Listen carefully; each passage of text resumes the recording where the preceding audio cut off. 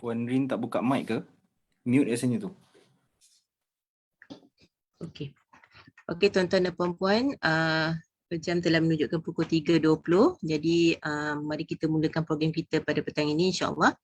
Bismillahirrahmanirrahim. Alhamdulillahirabbil alamin. Wassalatu wassalamu ala asyrafil anbiya'i wal mursalin wa ala alihi wa sahbihi ajma'in. Assalamualaikum warahmatullahi wabarakatuh. Tuan-tuan dan puan-puan, marilah kita mulakan slot kita pada petang ini dengan membaca Ummul Kitab Al-Fatihah.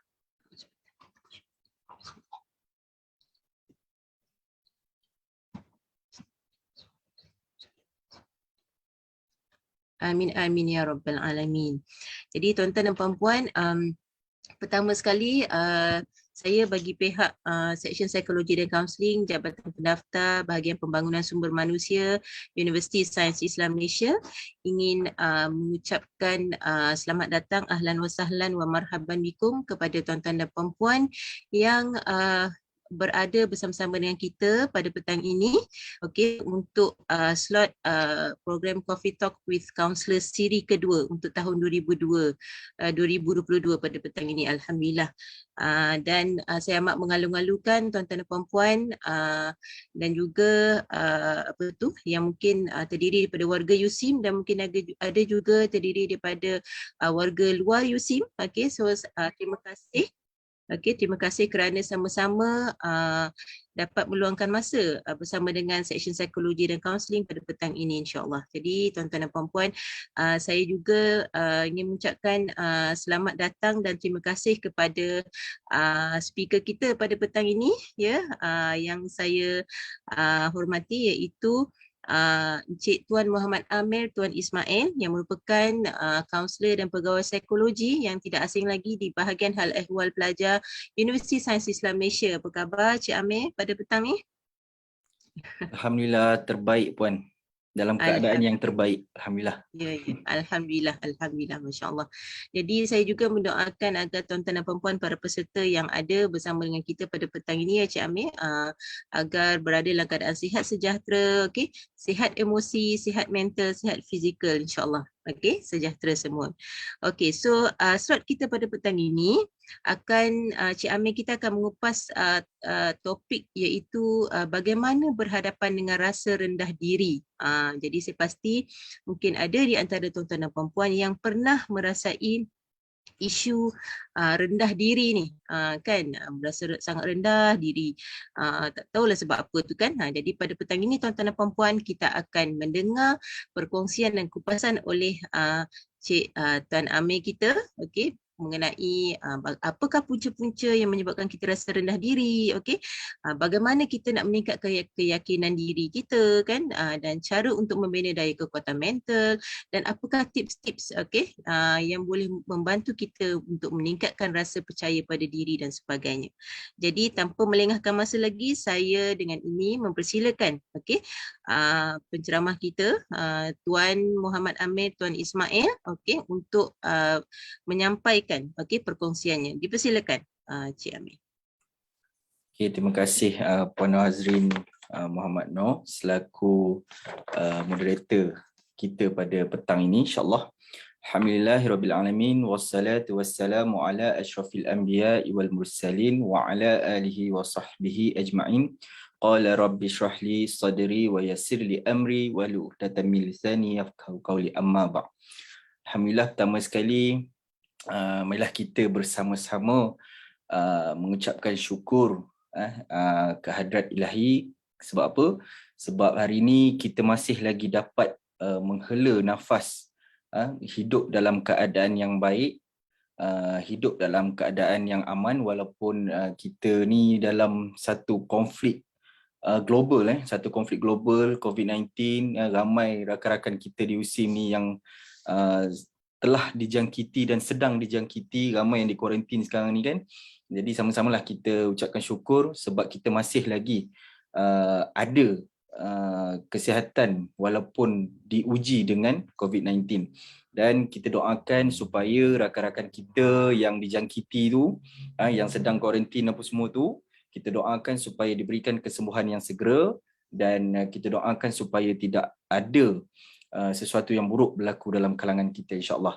Dan pada pagi ni juga kita kena ucapkan satu nikmat kesyukuran yang apa orang kata berpanjangan lah, sebab pagi ni saja kita dah apa orang kata diberikan, ditunjukkan kuasa Allah Subhanahu Wa Taala tu, yang mana kita digemparkan dengan satu gegaran kecil dekat usim ni sendiri. Saya sendiri pun rasa tadi bergoyang, ingatkan kena Parkinson ke, tiba-tiba pening ke apa tak tahu kan. Tapi bila tengok dalam grup WhatsApp, kecoh, katanya ada gegaran gempa bumi. Jadi usim pun memang terasa juga tadi. Okey, kita doakanlah supaya mangsa di pusat gempa di Pekanbaru Indonesia tu diberikan kesabaran dan apa orang kata terhindar daripada bahaya malapetaka ni, insya-Allah. Okey, so kita masa pun apa orang kata mungkin ada masalah teknikal tadi, tak apa, saya akan cuba segerakan, saya akan cuba padatkan apa yang kita akan bincangkan pada petang ini, insya-Allah. Dan saya harap kita akan apa orang kata diberikan kekuatan, dibuka minda, dibuka akal fikiran kita untuk kita sama-sama hadam apa yang kita nak bincangkan pada petang ini, insya-Allah. Okey, jadi saya diamanahkan oleh Puan Azrin. Okey, terima kasihlah dulu saya ucapkan sebab sudi menjemput saya kepada Puan Azrin yang mewakili Jabatan Pendaftar. Ini bukan satu kerjasama yang pertama kalilah antara kaunselor-kaunselor dalam musim ni. Kat musim ni untung dia ramai sangat kaunselor, banyak entiti kaunseling dalam musim ni. Dekat bahagian awal pelajar ada, Jabatan Pendaftar ada, dekat fakulti pun ada. Jadi satu kebaikan kepada warga USIM, sebab kita tak payah nak cari panel-panel kat luar, kat dalam kita pun ramai pakar-pakar yang ada. Saya bukanlah pakar, tapi bolehlah sedikit nak kongsi apa yang saya tahu, insya-Allah. Okey, jadi petang ni saya diamanahkan untuk berbincang dengan tuan-tuan dan puan-puan, okey, berkenaan dengan satu tajuk yang apa orang kata dah biasa sangat dah dalam kalangan masyarakat. Dalam kalangan manusia dekat dunia ni dah biasa sangat, iaitu perasaan rendah diri. Jadi tajuk penuh dia, bagaimana berhadapan dengan rasa rendah diri. Rendah diri ni adakah ianya suatu penyakit ataupun ianya suatu apa orang kata perasaan ataupun suatu pemikiran? Ini ramai yang confuse. Kalau kadang-kadang bagi mereka yang tak tahu, mereka merasakan rendah diri ni merupakan suatu perkara biasa yang tak perlu nak ambil berat sangat pun. Biasalah aku ni kerja biasa-biasa je kan, biasa-biasa. So memang aku akan adalah perasaan macam ni. Tapi kita tak boleh nak beranggapan seperti itu. Sebab apa? Dengan perasaan yang negatif tu wujud dalam diri, lama kelamaan dia akan jadi suatu yang sangat buruk. Sangat buruk. Itu mukadimah sajalah. Belum saya nak kongsikan apa input sebenarnya berkenaan dengan tajuk ni. InsyaAllah saya akan kongsikan kejap lagi. Jadi sebelum tu saya akan sharekan sedikit slide lah. Ini bukan kuliah, tapi kita akan berkongsi, kita akan berbincang kalau boleh. Kalau boleh kita bincang. Kalau ada daripada tuan-tuan dan puan-puan semua yang nak bertanya soalan, nak perbetulkan ataupun nak memberi pendapat, boleh dialu-alukan, tak ada masalah. Boleh je buka mic dan bagi tahu, okey Cik Amir, saya nak bagi pendapat saya. Tak ada masalah. Okey, kita kalau boleh petang ni kita buat secara diskusi, insya-Allah. Okey, saya share slide saya dulu.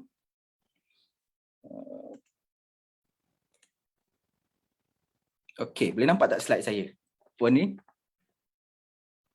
Boleh nampak. Boleh. Okey. Alright, kaedah mudah mengatasi perasaan rendah diri. Ini tajuk utama dia lah. Rasa rendah diri ni normal atau tidak? Ini biasanya persoalan yang wujud, yang timbul dalam diri masyarakat, diri manusia. Normal ataupun tidak? Okay, kita ketahui dulu apakah perasaan rendah diri itu. Kalau tengok dekat skrin sekarang ni, wartawan cilik. Wartawan cilik kita, okay. Ini antara individu yang apa orang kata, bukanlah nak kata dia tak ada langsung rasa rendah diri, tapi dia telah dididik daripada kecil lagi, dia supaya tidak merendah diri. Jadi apa sahaja yang dia buat kita boleh nampak ada satu bakat, ada satu kelebihan yang dia boleh tonjolkan. Sebab apa? Sebab dia tak ada rasa rendah diri tu. Bukan tak ada langsung, tapi dia kurang rasa rendah diri. Maknanya dia berada di tahap yang baik. Okey, kita ketahui dulu apakah perasaan rendah diri itu sebenarnya. Okey, rendah diri ni boleh dikatakan sebagai satu perasaan lah. Satu perasaan, bukannya satu penyakit ataupun bukannya satu gangguan mental dan sebagainya, tapi satu perasaan yang wujud dalam diri disebabkan oleh faktor-faktor yang tertentu. Dia sama je macam perasaan cinta, perasaan sayang, perasaan takut, perasaan gembira dan sebagainya. Jadi rendah diri ni juga satu perasaan, tapi perasaan yang negatif, perasaan yang boleh memberikan satu kerosakan dalam diri kita. Okey, so perasaan rendah diri ni biasanya dia akan terhasil dengan dibelenggu rasa kesal. Itu biasa. Okey, ada orang rendah diri ni sebabkan kekesalan, ada disebabkan oleh kegagalan, ada juga disebabkan oleh kelemahan diri dia sendiri. Kelemahan diri dia luar dan dalam, dan juga kekurangan dalam diri dia. Kekurangan diri dia dari luar dan dalam. Okey, kita tengok juga. Tak bergerak. Makan duduk. Makan. Makan duduk. Okey. Dan perasaan rendah diri ini, tuan-tuan dan puan-puan semua, kita kena kena ingat. Kena ingat bahawa ianya satu perasaan negatif yang dia boleh memberikan satu kesan yang sangat buruk pada diri. Ianya perasaan ini hadir dengan kerap. Kalau perasaan rendah diri ini hadir dengan kerap dan berterusan, okey, dan juga perasaan rendah diri ni kalau kita simpan lama sangat dalam diri kita, okey, kita tak cuba nak bantu singkirkan perasaan rendah diri ni, ianya boleh mengganggu keberfungsian diri tuan-tuan dan puan-puan semua. Ini kena ingat. Sebab tu saya letak awas kat situ tu. Kita kena berjaga-jaga. Jangan kita anggap perasaan rendah diri ni suatu perasaan yang kita kena abaikan. Biasalah tu, aku ni pangkat tak tinggi. Biasalah aku ni belajar tak tinggi. Aku ni setakat SPM je. Biasalah aku nak rasa rendah diri tu. Jangan beranggapan seperti itu sama sekali. Sebab apa? Bila rasa rendah diri ni terlalu lama tersimpan dalam diri kita, bila perasaan rendah diri ni dia dah berkampung, dia dah buat satu kampung yang besar dalam diri kita ni, itu perumpamaan dia. Okey, dia boleh mengganggu keberfungsian diri. Dia boleh ganggu keberfungsian ni macam mana? Keberfungsian ni maknanya tak boleh nak buat kerja dengan baik. Tak boleh nak nak bersosial, nak bergaul dengan baik. Tak boleh nak berhubungan dengan ahli keluarga ni dengan baik. Sebab perasaan tu mengganggu keberfungsian diri. Kalau saya nak umpamakan, ibaratnya perumpamaan dia, sebesar zarah bara api kita letak dekat jerami padi. Walaupun kita anggap bara api tu sebesar biji sawi sekalipun, kecil je, tapi ia boleh membakar satu padang jerami padi. Diibaratkan macam tu. Rasa rendah diri ni kita umpamakan dengan bara api yang kecil tadi, dan jerami padi tu kita umpamakan diri kita sendiri. Lama kelamaan bara itu akan membakar jerami padi. Mula-mula sikit, lama-lama satu padang dia bakar. Sama juga dengan diri kita. Rasa rendah diri ni. Mungkin mula-mula kita rasa rendah diri tu sikit je. Kita rasa rendah diri ni biasalah tu. Kita beranggapan macam tu. Tapi lama-kelamaan bila kita jumpa dengan orang yang lagi hebat, kita jumpa lagi hebat, makin lama kita akan makin jatuh ke bawah. Dan bila kita dah berada di tahap yang bawah sekali tu, kemungkinan besar tuan-tuan dan puan-puan boleh mengalami suatu gangguan psikologi yang kita berikan nama, bukan kita berikan yang diberikan nama inferiority complex. Ini satu gangguan psikologi. Tadi perasaan rendah diri ni dia bukan gangguan lagi, tapi dia satu perasaan yang timbul disebabkan oleh faktor-faktor tertentu. Tapi kalau kita simpan perasaan tu, lama kelamaan dia akan jadi satu gangguan psikologi. Inferiority complex. Inferiority complex ni kalau bahasa pasar dia sama jugalah dengan perasaan rendah diri, tapi ianya berlaku, bila inferiority complex ni berlaku, perasaan rendah diri tu akan berterusan dan kemungkinan akan kekal dalam diri kita.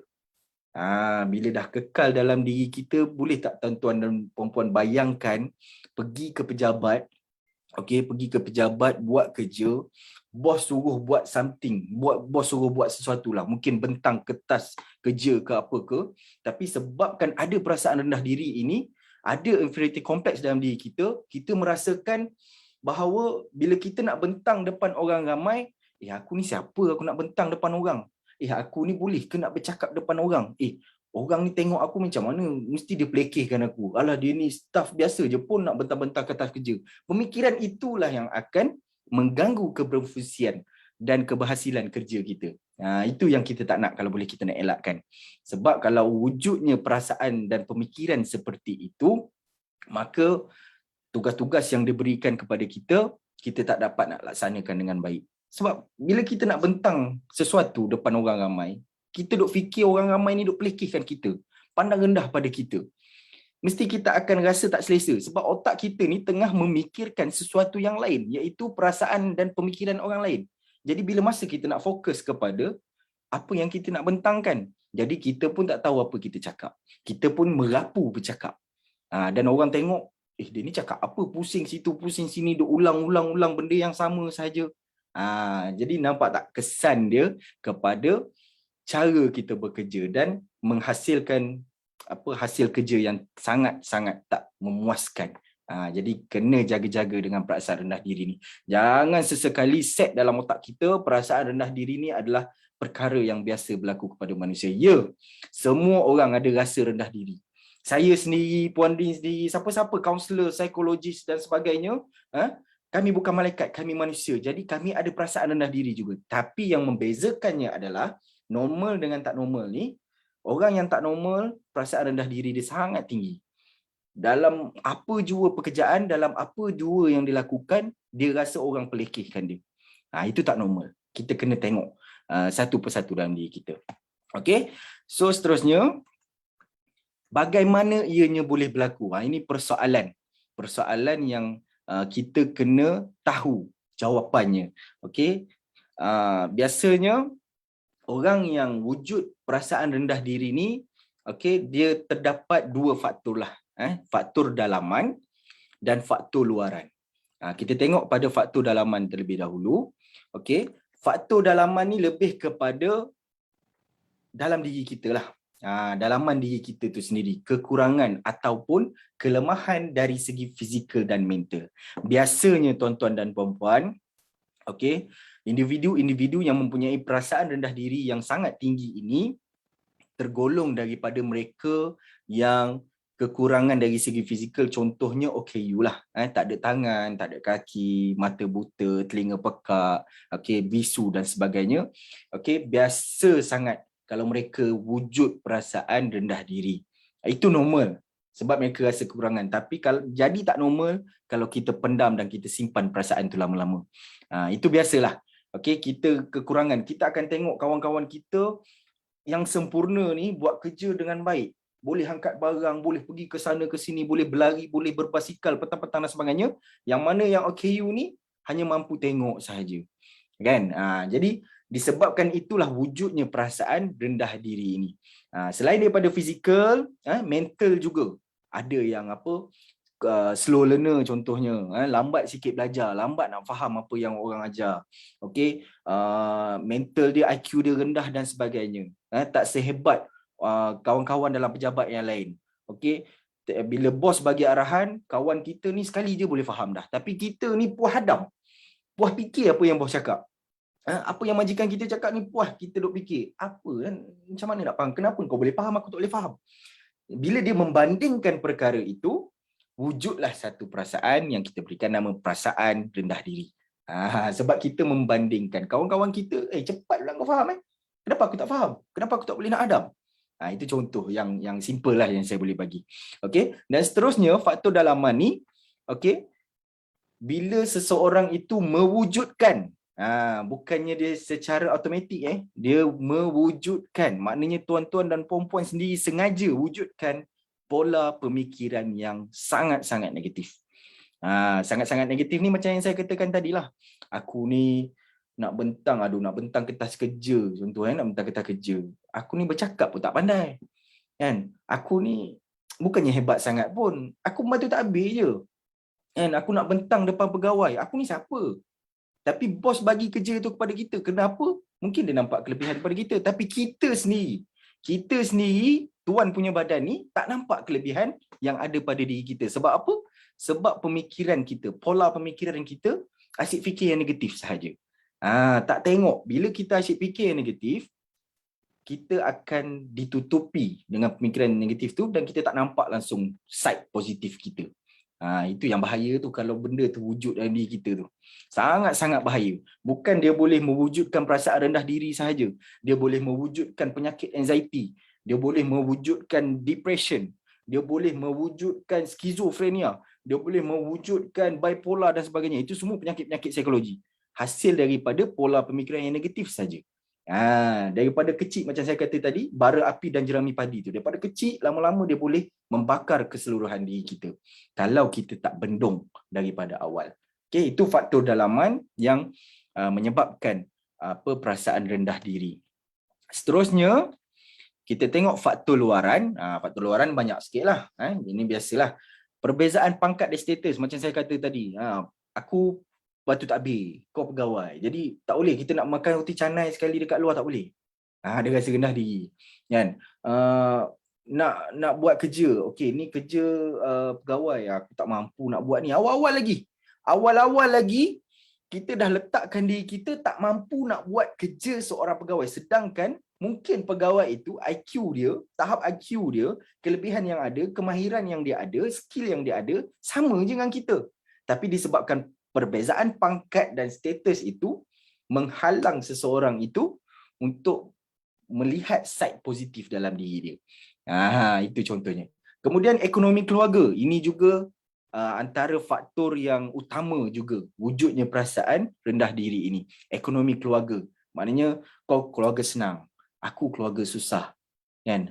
Kita biasa dengar ayat tu. Kau tak apalah, kau orang kaya, kan? Aku tak mampu nak lepak kedai-kedai macam ni. Kedai nasi Arab tu aku tak mampu. Nasi Arab satu dulang pun dah RM50. Aku mampu makan roti canai RM1 je. Aku keluarga susah. Itu ayat yang biasa kita dengar. Kan? Biasa sangat kita dengar. Walaupun dalam nada gurauan, walaupun dalam keadaan bergurau dengan kawan-kawan, tapi tuan-tuan dan puan-puan kena ingat, walaupun ianya gurauan, dia mungkin bermaksud ataupun memang berniat nak berkata seperti itu sebab wujudnya rasa rendah diri itu. Jadi kita kena hati-hati dengan benda ni. Okey, kemudian yang ketiga, faktor luaran yang menyebabkan wujudnya perasaan rendah diri ini adalah hubungan keluarga yang tidak harmoni. Ini banyak berlaku kepada anak-anak pelajar yang mempunyai keluarga yang berantakan. Ibu ayah yang bercerai-berai. Ini banyak perasaan rendah diri ni wujud dalam anak-anak pelajar hasil daripada keluarga yang tak harmoni. Pengalaman saya dekat BHGP ni lah sebagai kaunselor pelajar, banyak pelajar-pelajar yang datang dalam keadaan yang gangguan mental ataupun gangguan psikologi yang agak teruk disebabkan antara faktor dia adalah ahli keluarga yang berantakan, ibu ayah yang bercerai. Dia sangat-sangat mengganggu diri pelajar. Dan selain daripada gangguan mental, wujudlah perasaan rendah diri tu. Dia tengok kawan-kawan dia, mak ayah datang hantar dekat asrama dan sebagainya, dia jealous. Bila dia jealous, kat situlah dia akan fikir negatif. Bila dah fikir negatif, timbullah perasaan rendah diri. Okay. Kemudian kurang skill dan kemahiran. Okey, kurang skill dan kemahiran, trauma, ya juga.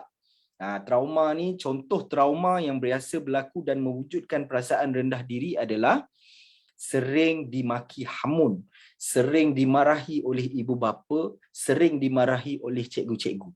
Jadi tuan-tuan dan puan-puan, tujuan tajuk kita pada petang ini bukan sahaja membantu tuan-tuan dan puan-puan membantu diri tuan-tuan dan puan-puan, tapi boleh juga kita tengok balik cara kita mendidik anak-anak kita kat rumah. Jadi serampang dua mata lah. Kan? Kita tengok juga, adakah cara kita mendidik anak-anak kita dekat rumah ni betul? Kalau tak betul, akan wujudlah benda-benda seperti ini, seperti perasaan rendah diri dan sebagainya. Anak-anak yang trauma, okey, ibu bapa ni selalu perlekehkan. Biasa yang berlaku, dia selalu perlekehkan dan membanding-bandingkan antara anak pertama, anak kedua, anak ketiga, anak keempat dan seterusnya. Kakak kau ni dulu tak ada pun macam ni. Kalau aku ajar, kalau mak ajar benda ni, sekali je dia dah ingat. Tapi kau ni kenapa 10 kali ajar tak faham-faham? Itu ayat yang boleh menyebabkan trauma yang teruk kepada anak-anak kita.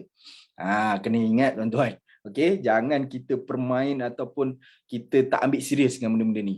Memang kita tengok kesan dia tak apa orang kata tak secara terus. Maknanya kita marah tu kita tak nampak terus, tapi jangka masa panjang. Jangka masa panjang. Tuan-tuan dan puan-puan sendiri pun yang ada pada petang ini, okey, kalau ada perasaan rendah diri, kemungkinan besar juga terlahir daripada pengalaman masa lalu, kegagalan masa lalu. Pengalaman zaman kanak-kanak dulu. Masa anak-anak dulu, masa jadi kanak-kanak dulu, mak ayah selalu marah, selalu membandingkan antara adik-beradik. Kakak dapat 8A, kita dapat 1A. Kau ni tak pandai macam kakak kau lah. Itu boleh mewujudkan trauma. Kegagalan masa lalu, pengalaman zaman kanak-kanak, kita kena tengok balik. Okey, so itulah antara faktor-faktor luaran yang boleh menghasilkan perasaan rendah diri. Okey, seterusnya, jom audit diri kita. Yang saya nak kongsikan juga dengan tuan-tuan dan puan-puan pada petang ini. Okey, macam mana kita nak semak diri kita. Jangan kita asyik audit dokumen je dekat usin ni. Kita kena juga sentiasa audit diri kita. Senang cerita, muhasabah dirilah. Muhasabah diri untuk kita tengok kat mana kelemahan, dekat mana kekurangan, dekat mana yang salah kita lakukan, adakah cara kita berfikir ni betul, adakah cara kita mengekspresikan emosi kita ni betul, adakah cara kita bergaul dengan kawan-kawan sepejabat ni betul, adakah betul cara kita mendidik anak-anak kita. Jadi kita kena sentiasa audit diri kita, muhasabah diri kita dan kita nilai dekat mana betul, dekat mana salah dan yang mana perlu diperbetulkan. Jadi untuk tajuk kita pada petang ini, iaitu perasaan rendah diri, saya nak bantu tuan-tuan dan puan-puan audit diri tuan-tuan dan puan-puan sekarang juga. Kita tengok satu persatu apakah ciri-ciri, tanda-tanda seseorang itu ada perasaan rendah diri dalam diri dia. Okey, kita tengok satu persatu. Yang pertama, kalau boleh tik dekat situ, ada pakai iPad ke apa, tik terus kalau ada. Okey. Yang pertama, tidak percaya diri. Tidak percaya diri ni bermaksud, okey, tuan-tuan dan puan-puan, kalau diberikan satu tugasan, terus cuak menggelabah. Terus cuak menggelabah. Bila bos bagi kita kerja, cuak menggelabah. Sebab apa? Aku nak buat macam mana ni? Aku boleh buat ke benda ni? Kan? Dia tak bagi tahu orang. Ada setengah tu dia terus bagi tahu office mate lah, aku tak boleh nak buat benda ni. Ada setengah tu bercakap dengan diri dia, self talk kan, bercakap dengan diri dia. Aku boleh ke tak buat ni? Aduh lah, macam mana aku nak buat ni? Itu tidak percaya diri. Kalau tuan-tuan dan puan-puan ada perkara ini, simpan. Kejap lagi saya nak tanya berapa skor. Walaupun mungkin ada yang tengah sibuk buat kerja sambil-sambil nak dengar kan. Okay, tak apa. Yang kedua, takut dengan perubahan dan masalah yang mendatang. Dia takut sangat nak berubah. Dia takut sangat, contohnya bila ada pertukaran jabatan, contohnya. Kita ada reshuffle contohnya. Okey. Sebelum ni dah lama sangat duduk kat jabatan pendaftar, tiba-tiba kena tukar pergi ke jabatan lain. Contoh jabatan jabatan BHCP lah contohnya kan. Tiba-tiba kena datang BHCP. Kat situ dia dah menggelabah. Orang kata ibarat dia macam menggelabah beruk. Menggelabah beruk, maknanya melompat sana melompat sini, tapi tak adalah melompat, pelik pula orang tengok melompat kan. Tapi dia menggelabah dah macam beruk. Tak senang duduk dah. Duk fikir macam-macam. Aduh, kalaulah orang tahu aku macam ni, tak boleh buat kerja apa semua, habislah aku. Dekat situ awal-awal lagi dia dah down. Emosi dia dah down, mental dia dah down. Kat situlah mula timbul keputusan nak berhenti kerja lah, nak buat rayuan lah, tak nak tukar dan sebagainya. Kat situlah mula nak bergaduh dengan orang. Kat situ dah mula balik lepas stres dekat anak bini contohnya. Ini sebab apa? Takut dengan perubahan. Dan dah fikir awal-awal lagi. Aku kalau pergi sana mesti masalah ni datang. Mesti masalah ni, orang macam tu. Orang akan fikir aku macam ni, macam tu. Ini yang bahaya ni. Sedangkan kita tak tahu lagi apa yang ada kat depan tu, tapi kita dah fikir macam-macam dan kita takut untuk keluar daripada zon selesa kita. Itu antara tanda-tanda orang rasa rendah diri. Itu yang kedua. Yang ketiga, sentiasa membandingkan diri dengan orang lain. Ini macam yang saya katakan tadilah, walaupun dalam nada gurauan, okey, kau tak apalah, kau hebat, kau tak apalah, kau nak datuk, kau tak apalah, kau ada kabel besar, kau tak apalah, kau ni banyak duit, kau tak apalah, kau ni ada bisnes. Itu ayat-ayat biasa, kau tak apalah, kau tak apalah, kau tak apalah. Itu kita kena tengok. Walaupun dalam keadaan bergurau, tapi hakikatnya ia memakan diri kita sedikit demi sedikit. Tuan-tuan tepuk dada, tanya selera. Adakah itu bergurau, gurau yang memang gurau semata-mata, ataupun gurau yang sebenarnya memberi kesan kepada diri tuan-tuan dan puan-puan. Okay? So, elakkanlah sentiasa membandingkan diri dengan orang lain. Jangan kita asyik tengok kelebihan orang. Dan jangan pula cari kekurangan orang. Maksud saya, jangan tengok kelebihan orang tu, kita tengok kelebihan diri kita. Kita tengok, fokus kepada kelebihan diri kita dulu. Jangan kita asyik tengok kepada kelebihan diri orang. Okey? Kalau kita asyik tengok kelebihan diri orang, kita tak akan nampak kelebihan diri kita dan kita akan makin nampak keburukan diri kita. Itu yang bahaya itu. Okey, itu yang ketiga. Yang keempat, tidak tahu ataupun tidak jelas dengan keinginan diri sendiri. Dia tak tahu apa yang dia nak sebenarnya. Datang kerja hari-hari, masuk pukul 8, masuk pukul 8.30, masuk pukul 9, balik pukul 5, 5.30, pukul 6, tapi tak tahu apa sebenarnya tujuan dia datang kerja. Dia tak tahu, mungkin semata-mata fikir nak cari duit je, nak hidup. Tapi dia tak penuhi keinginan diri dia sebab dia tak tahu apa yang dia nakkan. Dia nak jadi macam mana, masa 10 tahun lagi akan datang dia nak jadi apa, 5 tahun dia nak jadi apa, 15 tahun akan datang dia nak buat apa dan sebagainya. Okey? Orang yang macam ni, dia tak tahu tujuan hidup dia tak tahu matlamat hidup dia, itu mungkin menandakan bahawa perasaan rendah diri dia dalam diri dia tu sangat kuat. Jadi kita kena tengok balik. Yang seterusnya, yang kelima, sentiasa meragukan kebolehan diri sendiri. Ini pun samalah seperti yang saya katakan tadi, tapi ni sentiasa meragukan. Kalau dapat apa-apa, ragu-ragu dengan diri. Orang lain yakin dengan kita ni, kawan-kawan kita kiri kanan belakang depan ni, mak ayah kita dan sebagainya, okey, yakin dengan diri kita, kita boleh buat, kita mampu buat. Tapi kita sendiri, tuan punya badan, tak ada keyakinan langsung. Ragu dengan kebolehan diri kita. Ragu dengan kelebihan yang kita ada. Dia tak pernah rasa nak teroka langsung diri dia. Yang dia nampak, okey, yang dia nampak dia tak mampu nak buat sesuatu. Dia sentiasa meragukan kebolehan diri. Jadi, elakkanlah rasa ragu-ragu tentang diri itu. Dan seterusnya, yang keenam, tidak suka menerima pujian dan pandangan positif terhadap diri sendiri. Saya pernah jumpa ramai orang, kawan-kawan saya yang acah-acah lah. Okay? Bila kita puji dia, aku tak sukalah kena puji. Janganlah, malulah aku macam ni. Kan? Dia serius, dalam keadaan serius. Ada juga yang bergurau, kau tak payah nak puji aku, kau ni nak kipas aku je ni. Ini yang dalam keadaan serius, dia memang tak suka orang puji dia. Dia memang rasa tak selesa orang puji dia. Dan dia rasa sangat-sangat malu bila dipuji. Dia rasa sangat-sangat malu, macam orang ragut maruah dia. Orang ragut maruah dia tu, dia rasa malu. Ibaratnya macam tu bila orang puji dia. Okay? Kita kena tengok balik. Dan pandangan positif terhadap diri sendiri tu. Bila orang nampak kita positif, kita rasa macam, aku bukan macam ni, aku bukan baik macam ni lah. Okay. Biasa kalau ayat klise yang biasa kita dengar, okay, kalau orang bercinta, saya bukanlah yang terbaik untuk diri awak. Itu ayat klise. Kalau yang jenis tak suka pandangan positif terhadap diri sendiri. Jadi kena tengok balik tuan-tuan dan puan-puan, kalau ada sifat macam tu, kalau ada sikap macam tu, okey, kemungkinan ini tanda-tanda ni dia bukan memang tuan-tuan ada rasa rendah diri, bukan. Kemungkinan besarnya ada perasaan rendah diri. Dan yang ketujuh, negative self talk. Biasa dalam counselling, dalam nak merawat psikologi, kita biasanya mengamalkan satu terapi, satu teknik.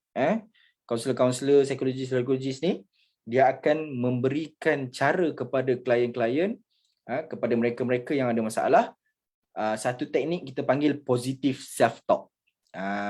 Tapi bila ada rasa rendah diri, dia tukar jadi negative self talk. Negative self talk ni apa? Negative self talk ni dia sentiasa bercakap dengan diri sendiri sesuatu yang negatif. Macam saya katakan tadilah banyak kali tadi, aku ni tak mampu nak buat, aku ni gagal daripada sekolah dulu lagi, aku asyik masuk bilik disiplin, aku asyik masuk bilik kaunseling, aku pernah kena gantung sekolah, aku pernah dilokapkan, aku pernah dipenjarakan, aku pernah dibuang dihalau daripada rumah, mak ayah aku pernah tak mengaku aku sebagai anak. Dia sentiasa bercakap dengan diri dia sesuatu yang negatif. Itu pun tanda-tanda orang yang ada rasa rendah diri. Positive self-talk ni, kita akan bantu klien-klien yang dah hadir ke sesi kaunseling untuk sentiasa bercakap positif. Itu berbeza pula. Okey, yang tu kita cerita lain. Yang seterusnya, yang ke-8, takutkan kegagalan. Ini yang seperti yang sebelum tadilah. Okey, takut sangat gagal. Okey, buat sesuatu kerja, bila dapat tugasan, tak buat pun lagi ni, baru pegang pen nak draft. Okey. Baru pegang pen nak draft, dah. Aku ni gagal ni kalau macam ni. Itu contoh dia. Okey. Belum apa-apa lagi, dia dah fikirkan kegagalan. Itu bahaya. Okey. So yang seterusnya, takutkan masa depan. Masa depan dia tu dia fikir macam-macam. Aku gaji besar ni. Kan? Anak-anak aku nanti nak masuk sekolah, ada ke duit aku nak tampung anak-anak aku nak masuk sekolah, nak beli barang sekolah. Itu biasa berlaku kepada mereka-mereka yang bekerja. Tambah terutamanya mereka yang mendapat gaji yang cukup-cukup makan. Okey. Mungkin masa awal-awal kerja, baru kahwin, anak kecil lagi tak rasa. Tapi sekarang ni dia dah fikir, bila dah ada anak, dia akan fikir anak dia akan membesar. Anak dia akan makin besar, nanti nak masuk sekolah dan sebagainya. Gaji duk takat tu tak naik-naik. Dia akan fikir, aduh sudahlah, gaji aku duk setakat ni je. Kan? Tapi anak aku nanti nak masuk sekolah, perlukan duit yang banyak dan sebagainya. Jadi, dia asyik fikirkan benda tu. Takut sangat masa depan. Tindakan tak ada. Tak buat tindakan pun. Tak ada pun usaha lebih sikit untuk dapatkan pendapatan yang lebih. Kan? Duk berfikir semata-mata. Jadi itulah pola pemikiran negatif yang takutkan masa depan. Itu pun tanda-tanda mereka ini ada rasa rendah diri. Okey. Dan yang terakhirnya, tuan-tuan tengok pada diri tuan-tuan dan puan-puan, tidak tahu ataupun tidak mahu berkata tidak. Tidak faham kan? Ini biasa berlaku kepada mereka yang bekerja. Okey. Bila seseorang minta tolong ataupun senang cerita bos suruh buat kerja lah. Bos suruh buat kerja tak boleh, memang kena buat. Kawan-kawan contoh, kawan-kawan yang sejawat. Okey, teammate. Okey, teammate diberikan tugasan, masing-masing diberikan tugasan. Jadi teammate ni dia jenis yang suka mengular. Okey, suka mengular. Okey, dia datang jumpa kita, kau boleh tak tolong buat report ni untuk aku. Aku tak sempat lah sebab aku nak kena pergi bawa bini aku pergi hospital, aku nak kena bawa nenek aku pergi akad nikah, aku nak kena pergi bawa atuk aku jumpa skandal dan sebagainya. Jadi dia tak boleh nak buat kerja. So dia pass kepada kawan dia. Kita lah kepada kita. Okey, dia pass kepada kita, kau boleh tak tolong buat. Yang kita ni pula, bila kawan nak jaga hati kononnya, terimalah kerja tu. Sedangkan kita ni tak suka. Kita pun ada banyak kerja nak kena buat. Balik ni nak kena urus anak lagi dan sebagainya. Kat rumah pun ada. Lepas tu mungkin ada yang balik ni nak kena meniaga kat pasar malam dan sebagainya. Tapi sebab nak jaga hati kawan-kawan, tak nak kawan-kawan ni fikir kita ni jenis malas, jenis tak boleh nak tolong kawan, jenis tak boleh nak jadi kawan susah dan senang kononnya, kita pun tidak berkata tidak.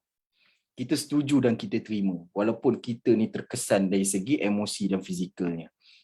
Itu banyak berlaku sebenarnya dalam musim sendiri. Okey, saya banyak bersembang dengan rakan-rakan sejawat dan sebagainya. Ini biasa berlaku. Biasa sangat berlaku. Okey, jadi saya senang je saya cakap dengan dia, belajar untuk berkata tidak. Alhamdulillah bila dia buat macam tu, walaupun orang duk marah-marah dia, bila dia contohlah dia tak sihat kan, orang marah-marah dia, kau kenapa tak angkat call, kau kenapa tak... Aku tak sihat, jadi kau kena faham aku tak boleh nak buat kerja. Jadi lepas pada tu orang dah tak kacau dia, orang dah tak kata pasal dia, dan dia happy. Alhamdulillah. Okay, so tuan-tuan dan puan-puan, saya bukan nak menghasut supaya tak tolong kawan-kawan dan sebagainya. Kalau kawan-kawan tu betul susah, tak ada masalah kita nak tolong walaupun kita susah. Kan? Tapi jangan sampai orang ambil kesempatan kepada kebaikan kita sendiri. Jangan sampai orang ambil kesempatan pada kita. Dan akhirnya kita juga yang kecundang. Kita juga yang tekanan. Kita juga yang stres hari-hari. Datang kerja pun dah tak ada semangat. Sebab kerja kita tak siap nak kena buat kerja orang pula. Okay? So ingat perkara itu. Dan ke-10 semuanya, tanda-tanda ciri-ciri dia banyak lagi sebenarnya. Tapi yang umum, yang tuan-tuan dan puan-puan boleh tengok, 10 tanda ni, cubalah tengok. Kalau andai katalah, yang tuan-tuan tanda, yang tuan-tuan ingat sekarang ni lebih daripada 5, saya sarankanlah berjumpalah dengan kaunselor. Okey, yang mana staf-staf Husim ni bolehlah berjumpa dengan Puan Nur Hazrin untuk dapatkan bantuan, dapatkan apa orang kata cara yang lebih baik untuk atasi perasaan rendah diri itu. Nak datang, macam saya kata tadi lah, Husim ni banyak kaunselor. Nak jumpa kaunselor mana-mana pun tak ada masalah sebenarnya. Okey, itu senarai semaklah rasa rendah diri. Ciri-ciri rendah diri. Okey, jom kita ubah. Okey. Kalau mungkin seganlah nak jumpa kaunselor dan sebagainya ni. Kaunselor ni kadang-kadang orang takut nak jumpa. Saya tak faham juga. Dia mungkin mentaliti lah. Mentaliti rakyat kita, orang kita mengatakan kaunselor ni untuk orang yang bermasalah sahaja. Kaunselor ni untuk orang yang melanggar disiplin sahaja. Kaunselor ni untuk orang yang suka ponteng kerja sahaja dan sebagainya. Tapi sebenarnya kaunselor ni, kami membantu tuan-tuan dan puan-puan tak kira ada masalah ataupun tak sebenarnya. Kami bantu tuan-tuan dan puan-puan untuk lebih berkembang. Bukan kembang badan, tapi kembang dari segi emosi dan fizikal. Fizikal tak, emosi dan mental. Yang mana rasa down nak bekerja kan, kita upkan balik, kita bantu upkan balik.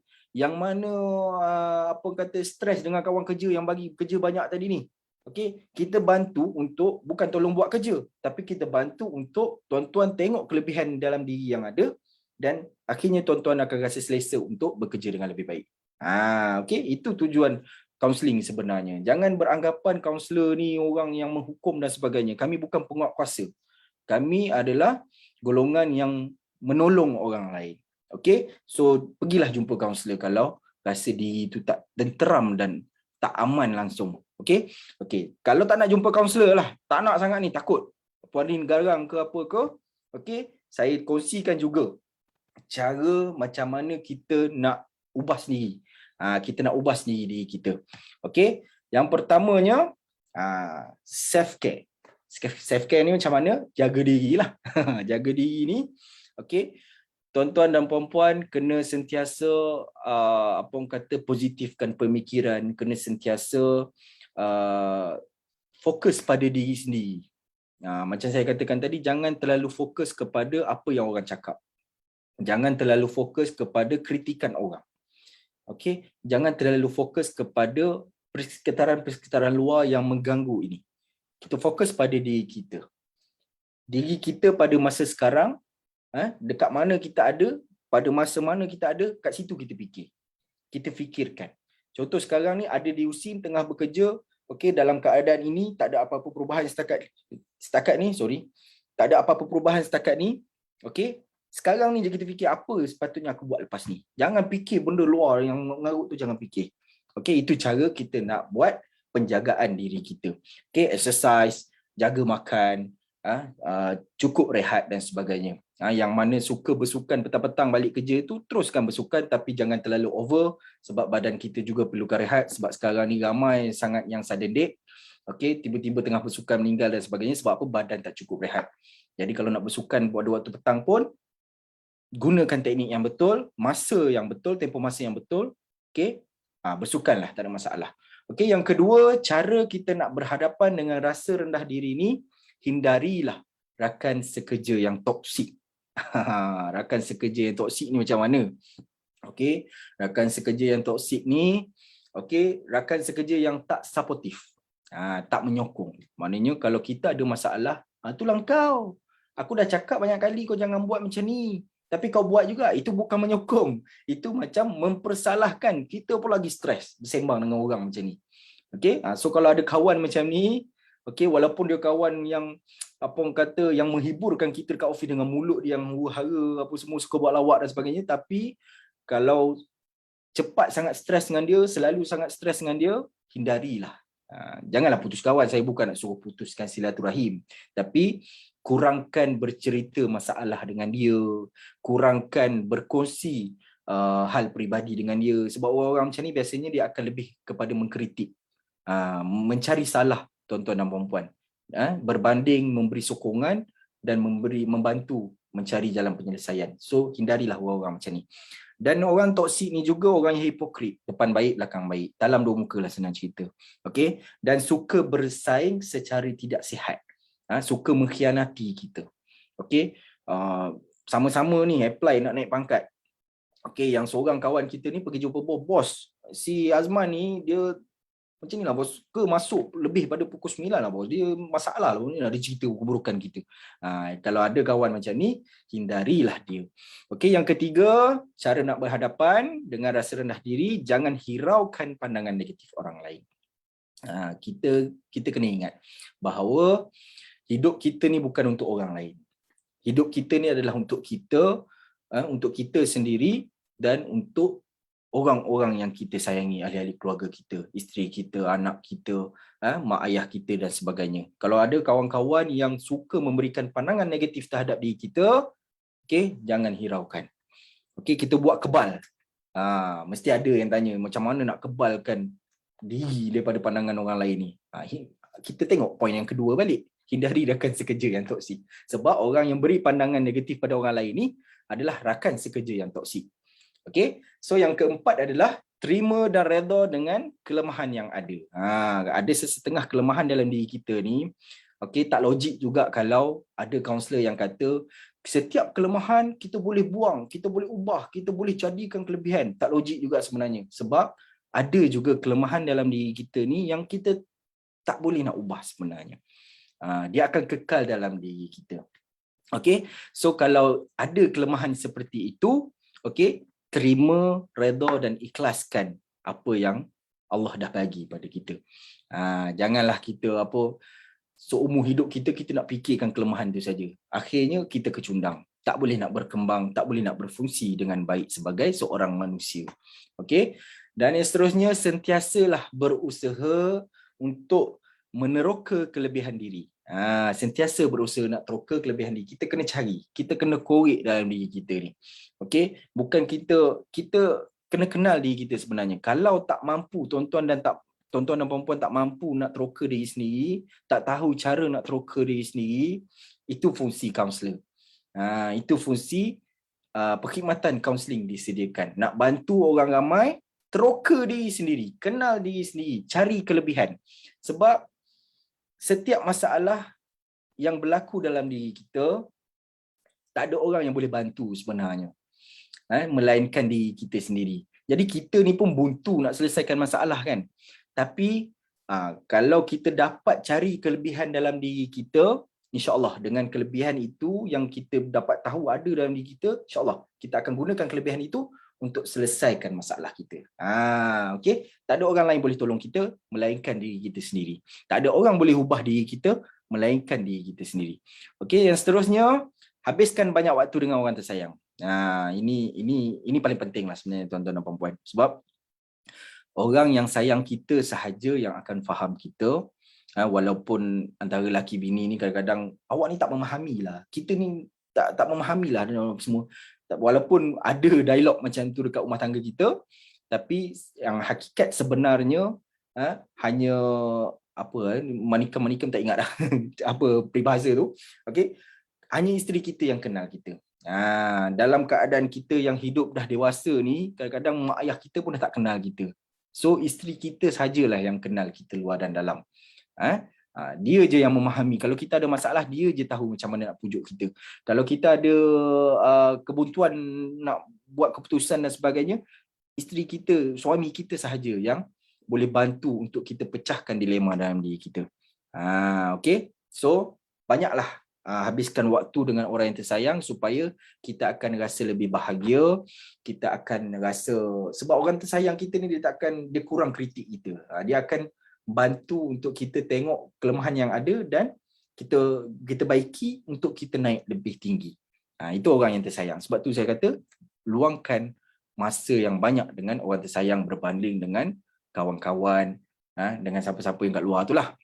Okay, selain daripada orang yang tersayang. Okay, yang seterusnya, luangkan masa untuk membantu mereka yang memerlukan. Ini pun sangat berkesan sebenarnya. Aktifkanlah diri untuk join dengan aktiviti kesukarelawan. Sebab apa? Kalau bagi mereka yang rasa rendah diri disebabkan oleh faktor kekurangan fizikal, faktor ekonomi keluarga, faktor-faktor yang ahli keluarga yang tak harmoni dan sebagainya. Okey, bila kita join sukarelawan dan kita membantu orang lain dan orang lain mengalami nasib yang sama seperti kita, contohnya. Contoh macam yang masa banjir itulah. Kita join kesukarelawan. Kita ni orang susah, tapi sebab kita bekerja kat USIM dan USIM offer untuk join sukarelawan, kita pun join. Okay, bila kita join, kita nampak orang tu lebih susah daripada kita. Rumah hilang, tinggal tangga saja. Kat situ kita akan dapat satu kesedaran yang mana sebenarnya ada yang lagi susah daripada aku. Kat situlah timbulnya rasa bersyukur dan sebagainya. InsyaAllah. Dia bukan janji, tapi insyaAllah benda tu boleh berlaku kalau kita banyak luangkan masa untuk membantu orang lain. Dan yang terakhir, tuan-tuan boleh cuba buat, okay, untuk hindari ataupun berhadapan dengan rasa rendah diri ni, maafkanlah diri sendiri. Sentiasa memaafkan diri sendiri. Okay? Janganlah asyik persalahkan. Kalau temui kegagalan, kalau tiba-tiba buat satu tu gagal, jangan asyik menyalahkan diri tak habis-habis. Aku ni kenapa bodoh sangat ni hantuk kepala lah, tumbuk cermin dan sebagainya. Jangan. Kalau nak buat sekali dua boleh, jangan buat sampai pecah kepala. Tapi lepas pada tu, cubalah untuk memaafkan diri sendiri. Terima itu kesilapan yang tuan-tuan dan puan-puan buat. So jangan buat kesilapan pertama tu dan kekal terus silap. Tapi kita cuba untuk perbetulkan. Kalau tak dapat nak perbetulkan, buang jauh-jauh. Senang Encik Amir cakap macam tu kan. Tak hadapi apa semua. Saya pun manusia juga, pernah hadapi masalah. Jadi itu cara yang terbaik yang kita boleh buat, insya-Allah. InsyaAllah. Okay, so itulah cara macam mana kita nak berhadapan dengan rasa rendah diri. Okay, ini saya tunjuk satu contoh je lah gambar. Ini antara mereka yang serba kekurangan, tapi mereka tak menjadikan diri mereka orang yang rendah diri, malah mereka jadikan kekurangan mereka itu satu batu loncatan untuk menaikkan semangat, menaikkan motivasi dan capai apa yang orang normal dekat luar sana capai. Macam Encik Muhammad Khairi Osman ni, usahawan ikan sangkar di Temerloh. Kalau tuan-tuan dan puan-puan pergi restoran ikan patin dekat Temerloh tu, sepanjang kat Temerloh tu, kebanyakan kedai-kedai tu semua dia yang bekalkan ikan patin. Jadi agak orang kata berduit jugalah dia ni. Encik Muhammad Khairi ni, walaupun dia cacat kaki dan tangan. Tangan kiri kanan memang tak ada jari. Okay, ada sampai pergelangan tangan je ya. Lepas tu kaki memang ada setakat peha je. Boleh bayang tak macam mana kalau dia jatuh dalam sungai yang dalam tu, macam mana dia berenang. Tapi itulah kelebihan yang Allah bagi pada dia. Okay, dengan apa orang kata kekentalan dan kekuatan mental dia pun, dia mampu naik seiring dengan mereka-mereka yang normal. So itu sahaja daripada saya, perkongsian daripada saya. Mungkin ada soalan ke, ada nak tanya pendapat ke, ataupun nak perbetulkan saya ke, insyaAllah boleh. Mungkin ada masa lagi ya Puan Rina? Ya, ada. So, Silakan. kita bukalah kepada soalan, sesiapa yang nak bertanya soalan secara di chat ataupun sama ada nak bertanya terus dengan Cik Amir pun boleh juga. Sementara itu Cik Amir, kalau boleh kita baca dekat chat tu, Cik Amir ada soalan yang panjang daripada Puan Normah tu. Mungkin Cik Amir boleh respon. Okey, ya Tuan, saya OKU fizikal, ada perasaan redah diri tapi suka cabar diri, so tak ada masalah sangat. Cuma nak minta petua macam mana nak yakinkan suami yang saya boleh lakukan sesuatu perkara yang saya suka. Contoh attend event persatuan di Kelana Jaya, pergi dan banyak lagi nak explore, tapi suami susah nak bagi atas faktor keselamatan. Saya selalu jatuh, tiada imbangan badan. Okey, macam mana kita nak, ni lebih kepada macam mana kita nak yakinkan orang lah kan. Yakinkan orang. Okey. Yang pertama lah yang saya boleh cadangkan, kepada Puan Normah. Okey, yang pertamanya, sebelum tu kita kena faham juga. Okey, suami Puan Normah ni dia sangat-sangat risaukan keselamatan Puan Normah, sebab Puan Normah sendiri kata Puan selalu jatuh sebab tak ada imbangan badan dan sebagainya. Jadi suami Puan risau keselamatan Puan, lepas tu nak pergi jauh-jauh, nak kena urus diri sendiri dan sebagainya, jadi dia risau. Jadi kita jangan nafikan. Yang pertama, Puan Normah jangan nafikan perasaan risau dan tak harap suami Puan Normah tu. Sebab kalau Puan nafikan, dia akan menimbulkan satu perasaan yang tak best lah pula antara Puan dengan suami Puan tu. Itu yang pertama. Yang kedua, Puan, macam mana kita nak yakinkan, bukan kita, Puan Normah nak yakinkan suami Puan. Yang pertamanya, mungkin Puan boleh kenalkan, contoh kalau nak join aktiviti persatuan dekat luar tu, kenalkanlah kawan-kawan yang senasib dengan Puan tu, kenalkan dengan suami Puan. Supaya bila suami Puan kenal kawan-kawan tu, dia boleh tengok juga macam mana keadaan sebenarnya. Macam mana keadaan sebenar mereka yang OKU ni nak beraktiviti. Lepas tu macam mana mereka saling menyokong. Kawan-kawan Puan dengan Puan ni saling menyokong. Bila suami Puan tengok kat situ, mungkin dia akan rasa macam ada orang yang dia, maknanya Puan ada kawan yang boleh membantu antara satu sama lain. Sebab suami Puan ni dia akan fikir yang Puan akan berseorangan keluar sebab tak ada orang nak jaga. Sedangkan Puan pergi jumpa kawan-kawan yang senasib. Jadi biasanya OKU dengan OKU ni, sokongan mereka ni sangat kuat. Itu saya faham yang tu. Jadi Puan kena fahamkan kepada suami Puan. Itu yang pertama. Yang keduanya, mungkin Puan boleh ajak dia sekali ke. Contoh untuk kali pertama, kali kedua, kali ketiga, ajak dia sekali. Tunjukkan kepada dia, buktikan kepada dia yang Puan boleh berdikari sendiri. Kadang-kadang macam saya kata tadilah, manusia ni selalu sangat ada pola pemikiran negatif. Jadi wujud pemikiran negatif ni, itu yang wujudnya kebimbangan dan sebagainya tu. Jadi suami Puan ni dia fikir macam-macam lah. Dia fikir negatif, yang buruk-buruk je berlaku kat Puan. So buktikan pada dia, untuk dia buang pemikiran negatif dia tu, kurangkan pemikiran negatif dia tu, buktikan pada dia yang Puan boleh berdikari sendiri. Ajak dia sekali, tunjukkan. Mungkin sekali, 2 kali, 3 kali, dan kali keempat tu dah slow-slow dia dah boleh lepas Puan pergi sendiri dah. InsyaAllah. Kalau Puan tak cuba macam tu, mungkin sampai bila-bila lah dia akan risau sebab dia tak tahu situasi sebenar macam mana, keadaan sebenar macam mana. Okay? So itulah caranya. Dan yang terakhir, mungkin Puan juga boleh cuba selalu bercerita apa yang apa orang kata kelebihan yang Puan ada. Apa orang kata Puan boleh buat macam mana. Walaupun kurang dari segi fizikal, tapi apa yang Puan mampu buat. Selalu bercerita kat dia. Maknanya kita doktrinkan, Puan doktrinkan pemikiran suami Puan tu untuk apa orang kata berfikir dengan lebih baik, berfikir dengan ke arah positif sahaja. Itu mungkin 3 cara tak mudah, tapi cara yang mungkin Puan Normah boleh cubalah untuk bantu suami Puan memahami dan membenarkan Puan untuk lebih independen lepas ni, insyaAllah. Itu cadangan saya. Harapnya menjawab. So kita harapkan Puan Normah dapat dapat poin yang disampaikan oleh Cik Amir tadi kan, insya-Allah. Dan maknanya Cik Amir dekat sini kita nampak bahawa Puan Norma perlu memahamkan suami dia lah kan. Betul. Dan juga perlu visualize kepada suami dia tu apa yang bagaimana yang akan berlaku, apa yang perlu dibuat semasa dia nak beraktiviti tu lah, macam tu kan. Mungkin Puan Rin boleh tambahlah kot, kalau ada yang tak cukup daripada saya ke. Kan? Saya setuju dengan semua yang Cik Amir cadangkan tadi. Sebab betul lah, maknanya selain daripada Puan Norma maknanya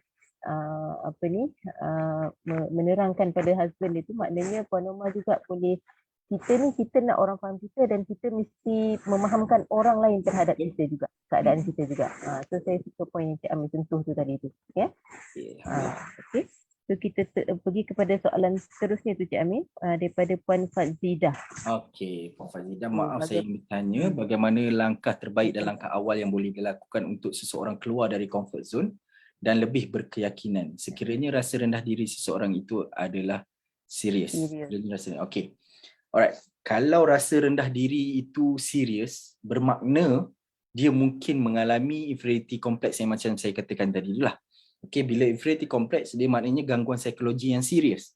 So bila gangguan psikologi yang serius, yang pertamanya yang boleh dilakukan, yang pertama-tama sekali, dapatkan rawatan dengan kaunselor, dengan psikologis atau psikiatri. Itu mungkin tak lakut sebab dia bukan penyakit yang serius. Cuma dia gangguan yang serius. Dia bukan penyakit yang serius tapi dia gangguan yang serius. So mungkin boleh jumpa psikologis dan kaunselor. Okay, jumpa profesional-profesional ini untuk dapatkan rawatan dan bantuan dari segi itu dulu. Kena buang dulu. Perasaan negatif, rasa rendah diri ini kena buang dulu sebelum buat tindakan yang lain. Kalau cuba buat tindakan yang lain, tapi masih ada lagi rasa rendah diri, so benda tu macam senang cerita saya kata useless lah. Useless. Walaupun kita usaha dengan cara lain, tapi benda yang merosakkan kita tu ada lagi dalam diri. So useless. Jadi yang pertama sekali, cuba rawat, cuba perbaiki, cuba buang rasa rendah diri itu dulu.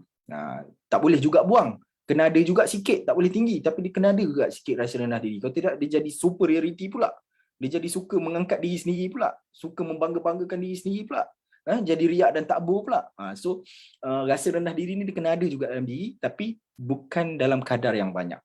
So dapatkan rawatan itu dulu. Kemudian kalaulah rasa rendah diri itu dah berkurang, okey, dah boleh kawal dah rasa rendah diri itu. Jadi nak keluar daripada comfort zone ni, yang pertamanya kita kena tahu, kita kena buat satu analisis mudah lah, senang cerita. Kita kena buat satu analisis mudah yang mana kita kena tahu pertukaran zon kita tu apa yang kita akan alami. Contohlah, saya ambil contoh kalau bertukar tempat kerja, bertukar jabatan lah contoh. Okay, bertukar jabatan. Yang pertama, Puan cuba untuk tahu siapa yang bertugas kat situ, lepas tu tahu cara kerja, jangan buat penilaian sendirilah senang cerita, tapi dapat tahu info yang tepat. Pergi bertanya. Selalunya kalau saya tengok dalam musim lah, okey, saya bukan memburuk-burukkan, tapi apa yang berlaku yang saya tengok depan mata saya, bila mereka yang bertukar jabatan, mereka awal-awal lagi bila dah diumumkan keluar senarai okey bertukar kat sini, baru je keluar ni dia terus, aduh kat sini teruk ni, bos dia teruk ni, apa semua dan sebagainya. Sedangkan dia belum lagi tahu siapa yang bekerja dekat sana, siapa yang ada dekat sana, apa budaya kerjanya dekat sana. Jadi dia tak buat analisis dan tak buat penilaian dulu, tapi dia buat penilaian sendiri dengan anggapan sendiri. Itu yang mengganggu sebenarnya, itu yang merosakkan sebenarnya. Okey, sebenarnya kalau andai kata kita nak berubah zon daripada comfort zone kita ni, kita nak keluar ke tempat baru, belum tentu lagi tak comfort sebenarnya. Okey, so nak tukar ke tempat baru, kita buatlah analisis dulu. Kita tengok kelebihan yang kita ada dan kelebihan yang ada pada tempat tu. Kita cuba selaraskan dan sebagainya. Senang cerita kena buat analisis lah. Jangan kita buat penilaian awal secara sendiri, secara pemikiran sendiri. Benda tu memang apa orang kata virus, sangat-sangat virus lah. Benda tu akan downkan perasaan dan mental tuan-tuan dan puan-puan.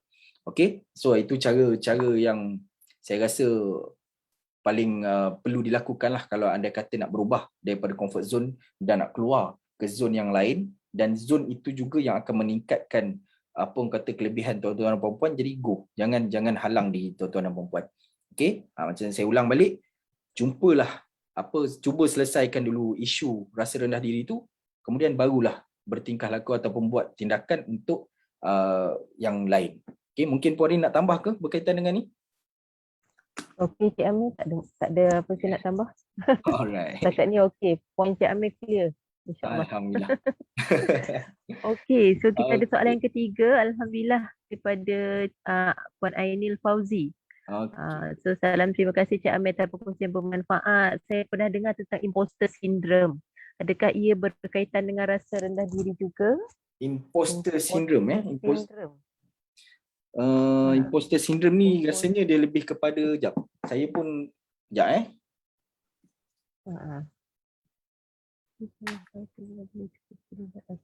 Okey.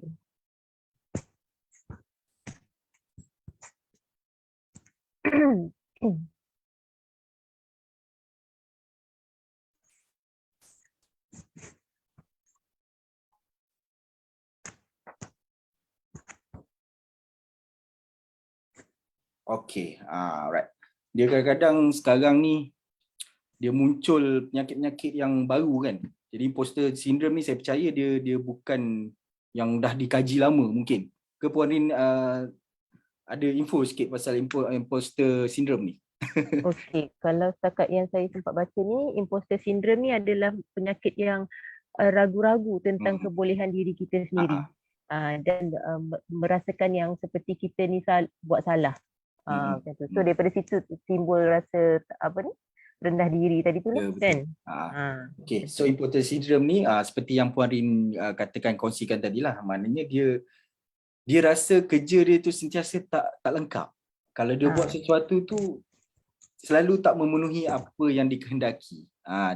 So apa yang saya boleh rumuskan daripada hasil bacaan, dia memang ada kaitan dengan rasa rendah diri tu, tapi dia bukanlah suatu penyakit yang disebabkan oleh rasa rendah diri. Tapi rendah diri boleh disebabkan oleh imposter syndrome. Faham tak maksud saya? dia imposter syndrome tak menyebabkan rasa rendah diri, tapi rasa rendah diri boleh disebabkan oleh imposter syndrome. Imposter syndrome ni dia lebih kepada gejala lah. Dia bukan penyakit tapi dia gejala. Okey. Harapnya menjawablah, itu atas bacaan segera tadi. Tak fahamkan juga. Okey, harapnya menjawab untuk Puan Aini. Okey, untuk Puan Nomadi, contohnya mungkin macam imposter syndrome ni contoh macam macam katakanlah kita ni seorang perfectionist kan. Jadi dalam kerja, dalam tugas, dalam belajar, misalnya kata mungkin kita dah set KPI, okey sesuatu kerja, tugas atau assignment yang kita nak buat tu kita nak dia jadi seperfect sekian-sekian kan. Tiba-tiba bila kita buat kita rasa kita dah buat secara perfect dah, tapi bila ketua kita ke lecturer kita ke lihat kan, dia tengok hasil kerja kita tu tak sempurna, ada kekurangan sikit lah. Jadi di situ kita dah rasa macam tak sedap, kita tend to menyalahkan diri kita. Kita rasa rendah diri kepada diri kita sendiri, maksudnya kita blame ourselves, menyatakan bahawa kita ni tak bagus. So daripada situ timbul rasa rendah diri. That is imposter syndrome lah, mungkin boleh dikatakan begitu kot Cik Amir. Betul, setuju. Terima kasihlah Puan Ainil sebab Puan Ainil juga bantu beri satu info pada saya dan Puan Rila. Sebab satu benda yang baru lah sebenarnya. Bukan imposter syndrome tu bukan benda yang baru, tapi kami juga baca jugalah berkenaan dengan tu sebab banyak sangat penyakit, gejala-gejala mental ni. So kami pun perlu belajar yang lebih. Jadi Puan Ainil dah bantu kami untuk teroka benda yang baru, insyaAllah. Alhamdulillah. Alhamdulillah. Okey, kita buka kalau ada di kalangan para peserta yang nak bertanya terus soalan pun boleh juga, silakan. Ataupun nak bagi pandangan ke, nak share pengalaman pun boleh juga. Silakan. Hari ni kita ada hampir 60 orang peserta, alhamdulillah. Okey, 60 orang peserta yang terdiri daripada staf-staf USIM dan juga warga luar USIM pun ada juga ni. Alhamdulillah. Okey, alhamdulillah. Terima kasih kerana menyertai Short Coffee Talk with Counselor ini. Okey, dan untuk makluman tuan-tuan dan puan-puan, program Coffee Talk with Counsellor ini kita akan adakan insya-Allah setiap bulan, okey. Dengan pelbagai tajuk lah, pelbagai tajuk yang apa ni, yang berkaitan dengan psikologi, counselling, psychiatric matters kan. Jadi kita akan kupas kita akan kupas, dan Coffee Talk with Counsellor ni adalah kita panggil khas apa tu, kaunselor-kaunselor lah, kan, kaunselor-kaunselor sama ada di dalam USIM dan di luar USIM, yang kita akan orang kata panggil untuk berkongsi lah topik-topik khusus berkaitan dengan psikososial, insya-Allah. InsyaAllah. Kan gitu, Tuan Amin ni salah seorang kaunselor di USIM yang sangat banyak memberi kerjasama dalam program-program saya, alhamdulillah. Okey, kita di jawatan pendaftar dan di bahagian awal pelajar ada sinergi yang kuat, okey, yang kukuh, okey, untuk pelbagai program yang telah dilaksanakan, dan juga yang akan dilaksanakan, insya-Allah. InsyaAllah. Kan. Okey. So silakan saya beri masa kepada tuan-tuan dan puan-puan yang mungkin ada apa-apa persoalan nak tanya ke, bagi pandangan ke, silakan. Kalau ada. Boleh bertanya terus pun boleh juga. Okey.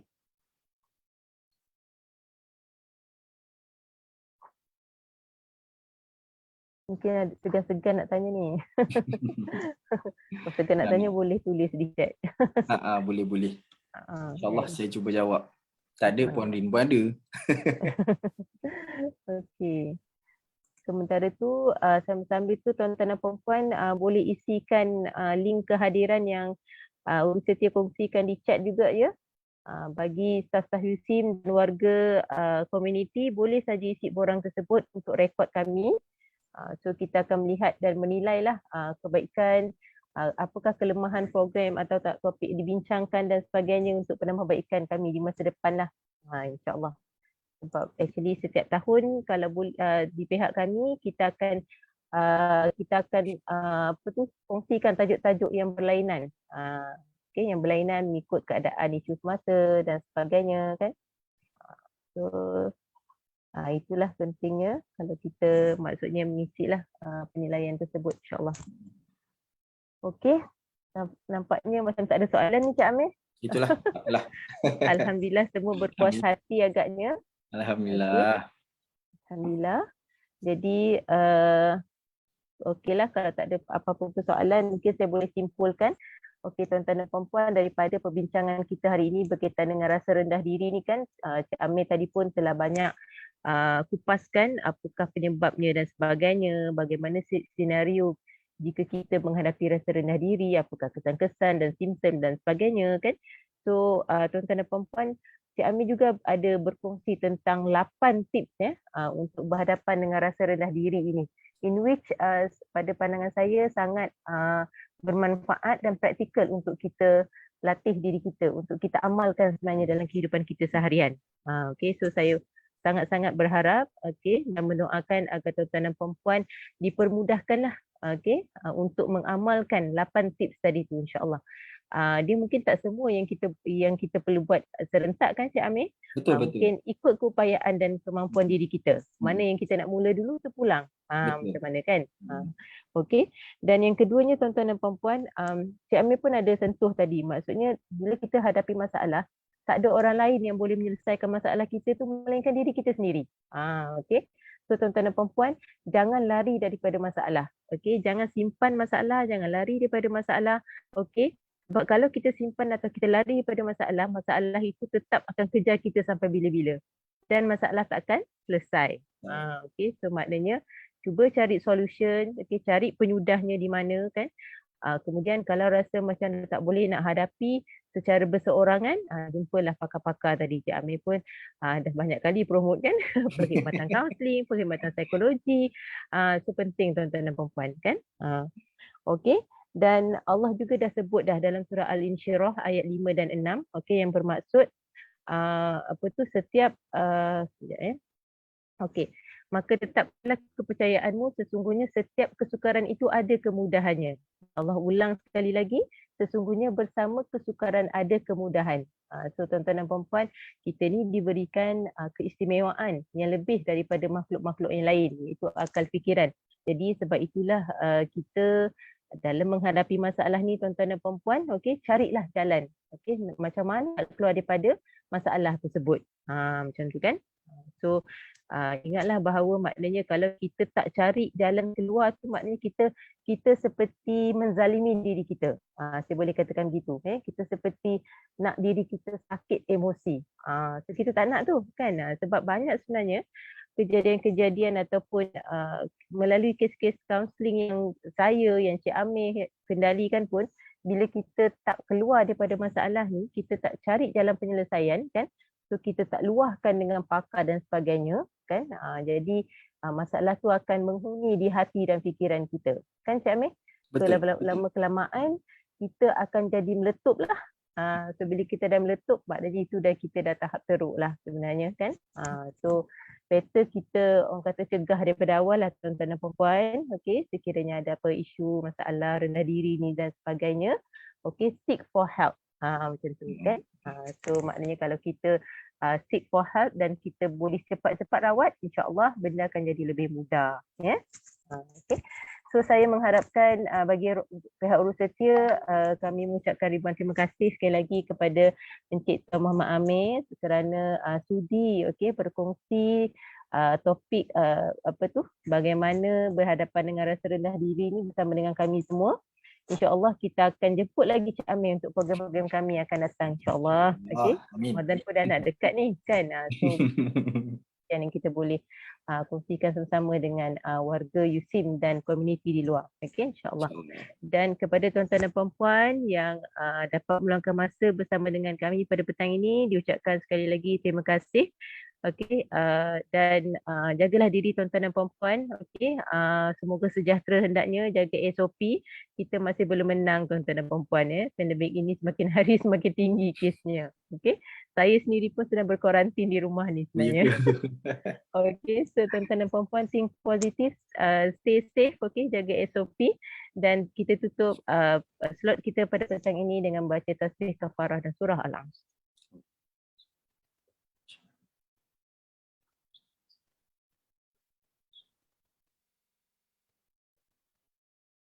Wabillahi taufik wal hidayah. Wassalamualaikum warahmatullahi wabarakatuh. Terima kasih semua. Terima kasih Puan Ri, terima kasih semua. Okay, terima kasih. Yes, Assalamualaikum.